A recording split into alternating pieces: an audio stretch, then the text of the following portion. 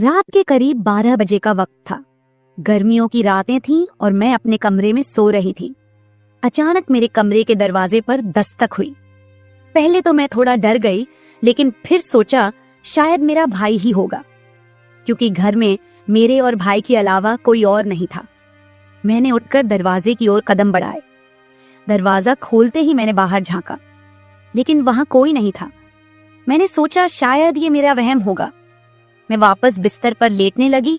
अचानक दरवाजे पर फिर से पहले से भी ज्यादा जोर की दस्तक हुई। मैंने कांपती हुई आवाज में पूछा, कौन है? लेकिन कोई जवाब नहीं आया। डरते हुए मैंने दोबारा दरवाजा खोला और वहां मेरा भाई खड़ा था।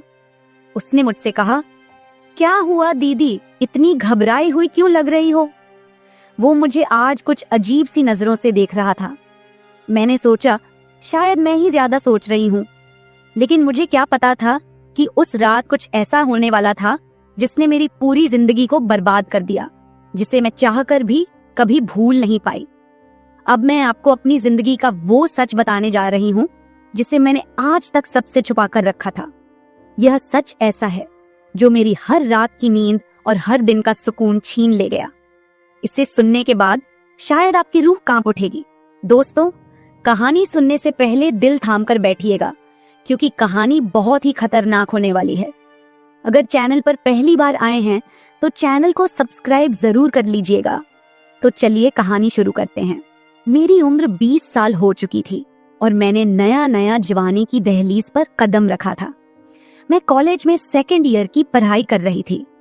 उन दिनों गर्मी का मौसम था और हमें कॉलेज से छुट्टियां मिल गई थीं। रोज की तरह आज भी पूरे घर की सफाई करने के बाद मैं अपने बिस्तर पर आराम कर रही थी। थकान से चूर होकर ऐसा लग रहा था जैसे पूरा बदन अकड़ गया हो। मैं अपने बिस्तर पर लेटकर सुकून पाने की कोशिश कर रही थी और हाथों से अपने सिर की मसाज कर रही थी। अचानक मेरा भाई राहुल मेरे कमरे में आया और दरवाजा बंद करके कहने लगा, क्या हुआ दीदी, तबीयत तो ठीक है? मैंने कहा, क्या भाई, मम्मी सारा काम मेरे सर पर डालकर चली जाती हैं। कॉलेज की छुट्टियां क्या हुई, सारे घर की जिम्मेदारी मुझ पर आ गई है। ऊपर से काम वाली बाई भी छुट्टी पर है। मुझसे नहीं होते ये घर के काम। मेरी बात सुनकर वह मेरे पास आकर बैठ गया और कहने लगा, मेरी प्यारी बहन, कोई बात नहीं, मैं अभी तुम्हारे लिए दूध लेकर आता हूँ, उसे पियोगी तो सुकून मिल जाएगा।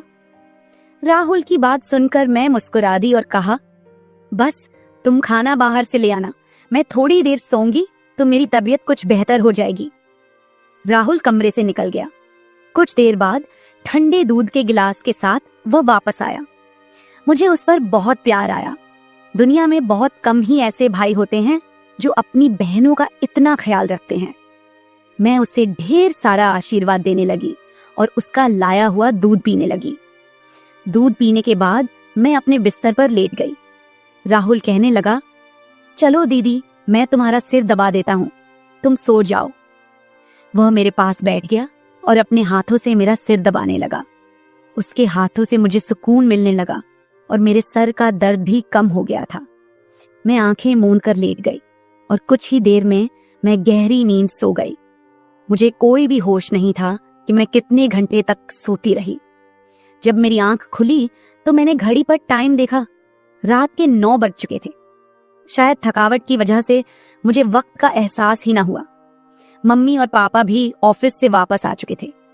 मुझे कुछ भी समझ नहीं आ रहा था और मेरा पूरा शरीर दर्द कर रहा था। मैं बिस्तर से उठकर बाथरूम जाने लगी। तभी मुझे चक्कर आ गए। मुझे ऐसा लग रहा था जैसे सब कुछ घूम रहा हो और अगर दीवार का सहारा नहीं लिया होता तो शायद गिर जाती। खुद को संभालते हुए मैं फ्रेश होकर बाहर आई। देखा कि सभी खाने के टेबल पर बैठे हुए थे और मेरे आने का इंतजार कर रहे थे। मैं जाकर आराम के साथ कुर्सी पर बैठ गई। मेरी हालत काफी खराब हो चुकी थी और थकावट से मेरा पूरा बदन दर्द कर रहा था। राहुल ने देखा कि मैं थकी हुई हूँ तो तुरंत मम्मी से कहने लगा, मम्मी देखिए, अंजलि दीदी पर काम का बोझ थोड़ा कम डाला करे। अरे, अगर काम वाली नहीं आ रही तो उसकी जगह किसी और को रख ले।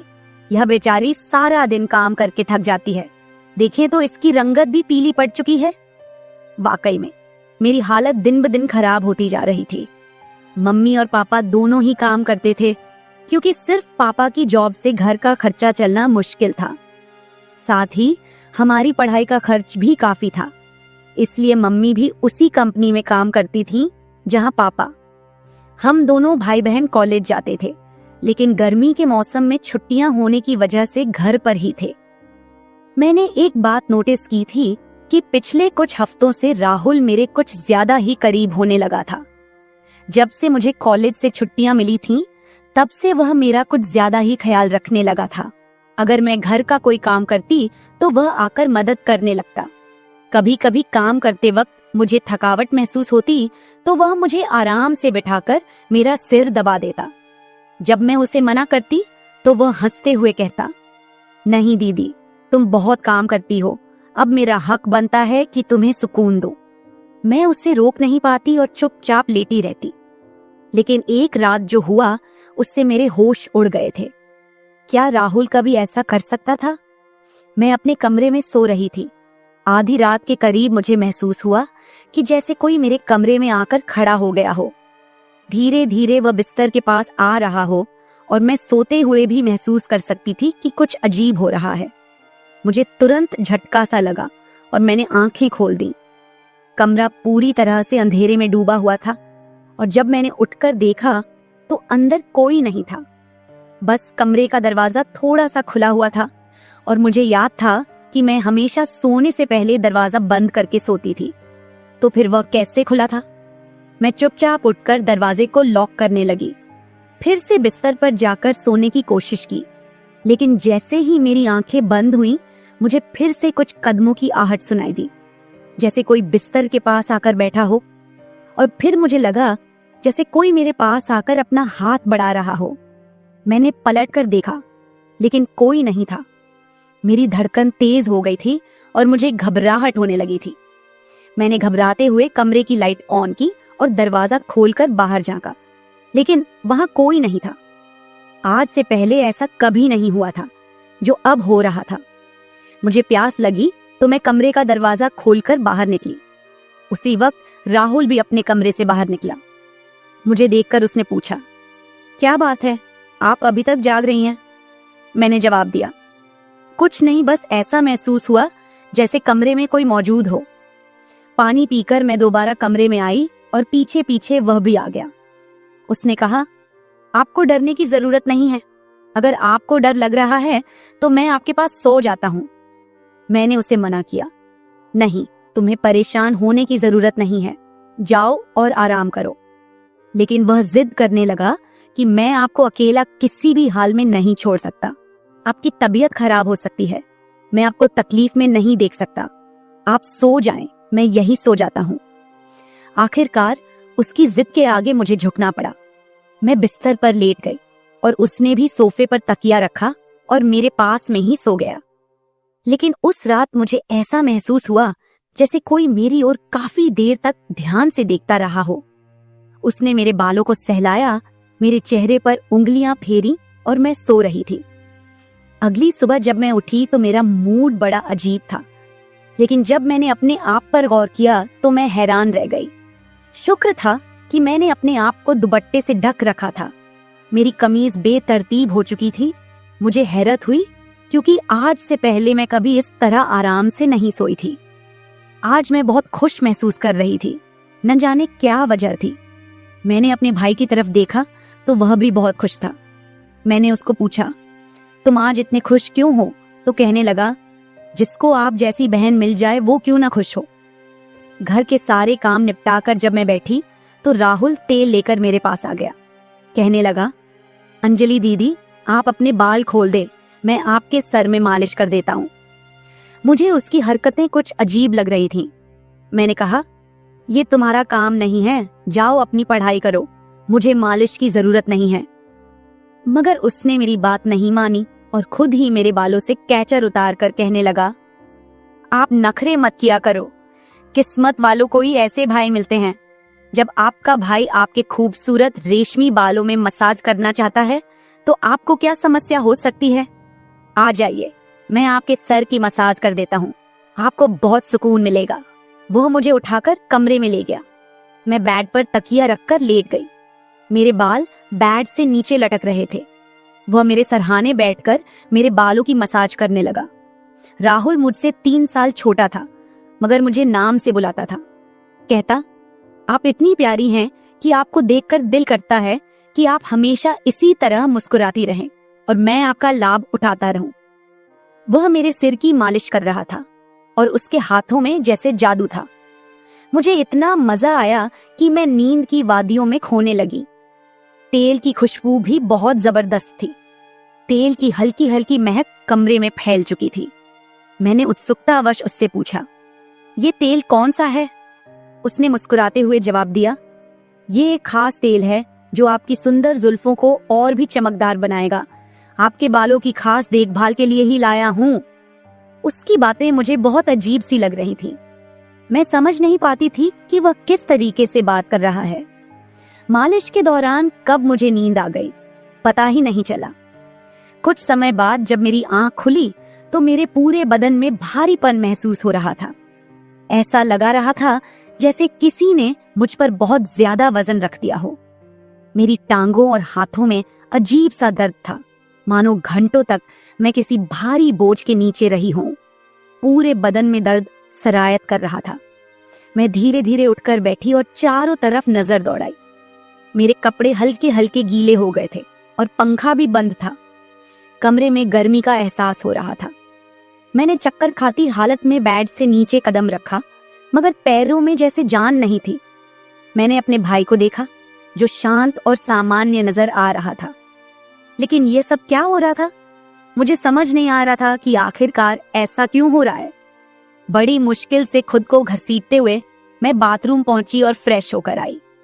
आईने में अपनी हालत देखी तो ऐसा लगा जैसे मैं पूरी रात सोने की बजाय किसी मेहनत वाले काम में जुटी रही हूं। जब मैं कमरे से बाहर निकली तो मुझे हल्की हल्की फुसफुसाने की आवाजें सुनाई दी। ऐसा लगा जैसे कोई किसी से बातचीत कर रहा हो। घर में मेरे और राहुल के अलावा कोई नहीं था। फिर वह किससे बात कर रहा था? प्यास लगने के कारण मैं पहले किचन में पानी पीने गई, लेकिन तब तक आवाजें आनी बंद हो चुकी थीं। जैसे ही मैं किचन के दरवाजे के पास पहुंची, राहुल बैठक से बाहर निकलता दिखा। उसके हाथों में कई नोटों के बंडल थे और उसके चेहरे पर एक अजीब सी मुस्कान थी। मेरे माथे पर बल पड़ गए। उसने जैसे ही मुझे देखा चौंक गया। कहने लगा, दीदी आप उठ गईं।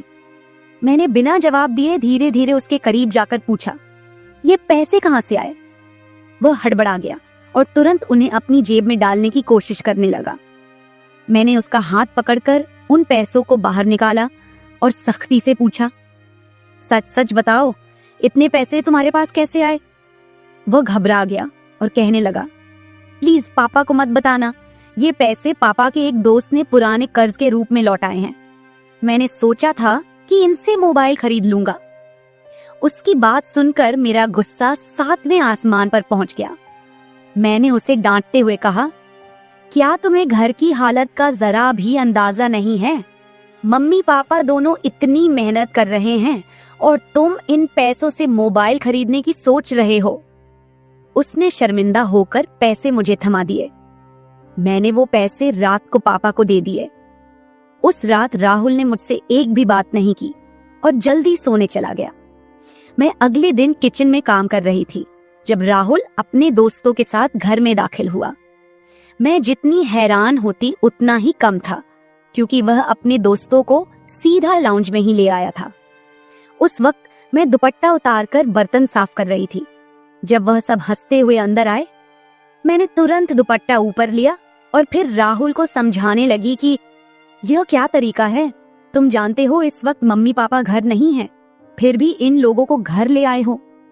राहुल मुस्कुराते हुए बोला, दीदी ये घर मेरा भी है और आपको कोई दिक्कत नहीं होनी चाहिए।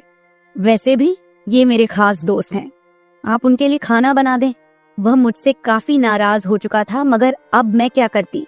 खाना तो बनाना जरूरी था। मैंने मजबूर होकर खाना तैयार किया और टेबल पर लगा दिया। मैंने गौर किया कि उसके दोस्त बार बार मुझे घूर कर देख रहे थे। वे सभी राहुल की उम्र से बड़े थे और अजीब तरीके से घूर रहे थे, जैसे कच्चा ही खा जाएंगे। मैं तुरंत अपने कमरे में चली गई और दरवाजा बंद कर लिया। उनके जाने के बाद मैंने राहुल से कड़े शब्दों में कहा, दोबारा तुम्हारे दोस्त इस घर में नजर न आए, नहीं तो मैं मम्मी पापा को सब बता दूंगी। राहुल ने कुछ पल मेरी ओर देखा और फिर मुस्कुराते हुए बोला, ठीक है, वो नहीं आएंगे, लेकिन आप मम्मी पापा को कुछ मत बताइए। मुझे राहुल की हरकतें कुछ मुश्किल सी लगने लगी थी, क्योंकि वह मुझे अजीब तरह से देखने लगा था। उस रात मैं बिस्तर पर लेटी थी और आराम करने की कोशिश कर रही थी। अचानक मैंने महसूस किया कि मेरे पैरों पर किसी का हाथ था। मैं हड़बड़ाकर उठी और देखा कि राहुल मेरे पैरों को अपनी गोद में रखकर मसाज कर रहा था। मैंने उसे ऐसा करने से मना किया, मगर वह कहने लगा, मैं जो कर रहा हूं मुझे करने दे। इस घर में एक मैं ही हूं जिसे आपकी इतनी फिक्र है। मम्मी पापा को तो बस अपने काम की पड़ी रहती है। खैर, मैं भी थक चुकी थी। आंखें बंद की और सोने लगी। राहुल के हाथों मसाज करवाने से मैं नींद की गहराई में खोने लगी थी, मगर जब मेरी आंख खुली तो मेरे होश उड़ गए। मेरा सर बुरी तरह चकरा रहा था। बिस्तर की चादर बिल्कुल बेतरतीब हो चुकी थी। बिस्तर पर एक पुरुषों की शर्ट और परफ्यूम रखा हुआ था। यह सामान किसका था? मैं तो कुछ भी बोल नहीं सकी। सर में इतनी तेज दर्द था कि मैं दोबारा बिस्तर पर गिर गई, जैसे मैं पूरी तरह होश में नहीं थी। मुझे अब समझ में आने लगा था कि जब भी मेरा भाई उस तेल से मेरे सर की मसाज करता था तो मुझे इतनी गहरी नींद क्यों आ जाती थी। मुझे पास में किसी की फुसफुसाहट सुनाई दे रही थी, मगर कौन बोल रहा था यह मैं पहचान नहीं सकी।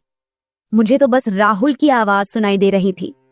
ऐसा लग रहा था जैसे वह मेरे कमरे में मौजूद हो और मुझे उठाने की कोशिश कर रहा हो, लेकिन मैं कुछ भी साफ नहीं देख पा रही थी। कुछ देर बाद जब मेरी आंख खुली तो सारा दृश्य मेरी नजरों के सामने घूमने लगा। मैंने सबसे पहले बेड की तरफ देखा, जहां शर्ट और परफ्यूम पड़े थे, मगर अब वहां कुछ भी नहीं था। आज फिर मेरी हालत बड़ी अजीब थी। मैं बच्ची तो नहीं थी जो ये सब कुछ समझ ना पाती। घर में मेरे और राहुल के अलावा और कोई नहीं था। फिर मेरे सोने के बाद ऐसा क्या होता था कि मेरा पूरा शरीर पानी से नहला दिया गया हो। सिर्फ इतना ही नहीं, मेरा शरीर दर्द से चूर था और रंगत भी बिल्कुल पीली हो चुकी थी।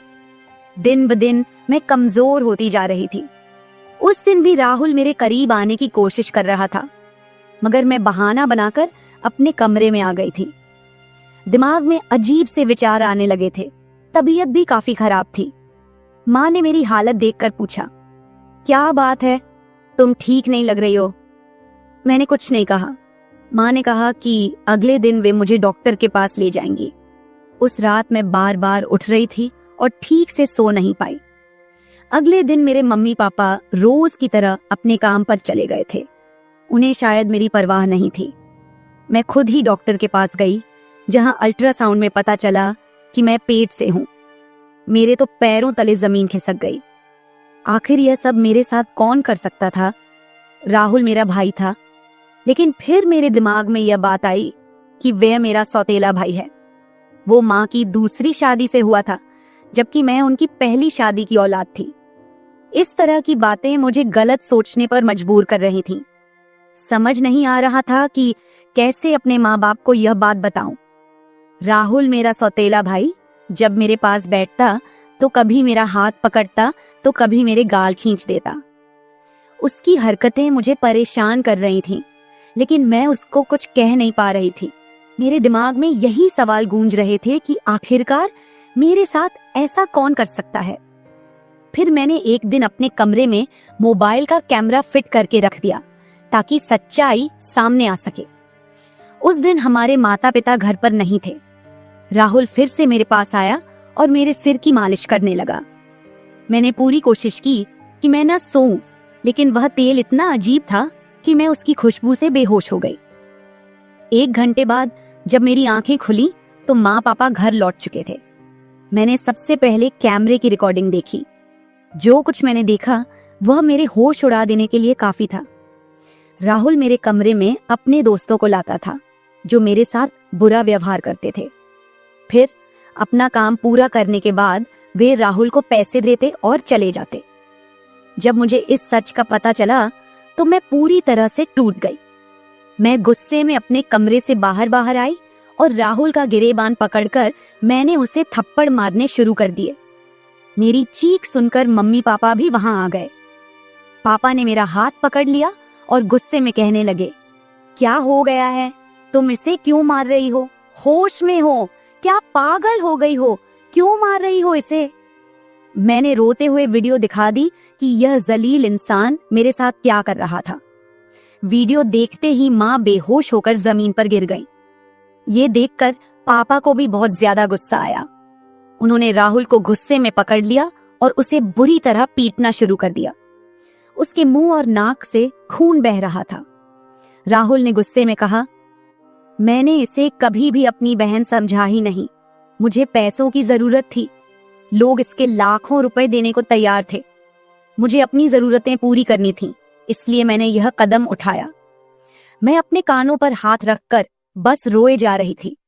पापा ने उसे इतना मारा कि वो लहूलुहान हो गया, लेकिन जैसे तैसे खुद को छुड़ाकर वह घर से भाग गया और फिर कभी उस घर में वापस नहीं आया। इस हादसे को मेरे लिए भूल पाना तो दूर, इसे याद करते हुए आज भी मेरी रूह कांप जाती है। भाई वही होता है जो आपके सगे खून का हो। किसी भी अनजान मर्द के सहारे अपनी बेटी को छोड़ना बहुत बड़ी भूल हो सकती है, क्योंकि कुछ शैतानी सोच रखने वाले लोग हर वक्त इस ताक में रहते हैं कि कब किसी मासूम की इज्जत से खिलवाड़ करें। मेरी वीडियो देखने वाले सभी दर्शकों को यही गुजारिश है कि अपनी बहन बेटियों को कभी भी किसी अनजान मर्द के सहारे उन्हें अकेला न छोड़े और बेटियों की सिर्फ परवरिश मत कीजिए, उन्हें आत्मनिर्भर और आत्मरक्षक बनना सिखाइए। इस सारे मामले में आपको किसकी गलती लगती है? हमारे माँ बाप की, जिन्होंने पैसा कमाने के चक्कर में हमारे ऊपर कभी ध्यान ही नहीं दिया, या फिर मेरी, जो अपने सौतेले भाई पर सरगे से भी ज्यादा भरोसा करती थी, या फिर इस समाज की, जो बेटियों को कमजोर और बेबस मानता है। आपकी राय मेरे लिए बहुत मायने रखती है। कमेंट बॉक्स में जरूर बताएं कि इस पूरे मामले में आप किसे गलत मानते हैं। मैं अपनी कहानी आपके साथ इसलिए साझा कर रही हूँ ताकि यह किसी और के लिए एक सीख बन सके। यह सिर्फ एक घटना नहीं है, बल्कि एक चेतावनी है कि हम सबको सतर्क रहना चाहिए। अगर आपको मेरी यह कहानी पसंद आई और आप मानते हैं कि इसे सुनकर कोई और भी जागरूक हो सकता है, तो इसे शेयर जरूर करें। अगर आप ऐसी और भी कहानियां सुनना चाहते हैं जो मनोरंजन के साथ एक संदेश भी दें, तो मेरे चैनल को सब्सक्राइब जरूर करें। बेल आइकॉन दबाना मत भूलिएगा ताकि आपको मेरी हर नई कहानी समय पर मिल सके। कल फिर मिलते हैं एक नई कहानी के साथ। धन्यवाद।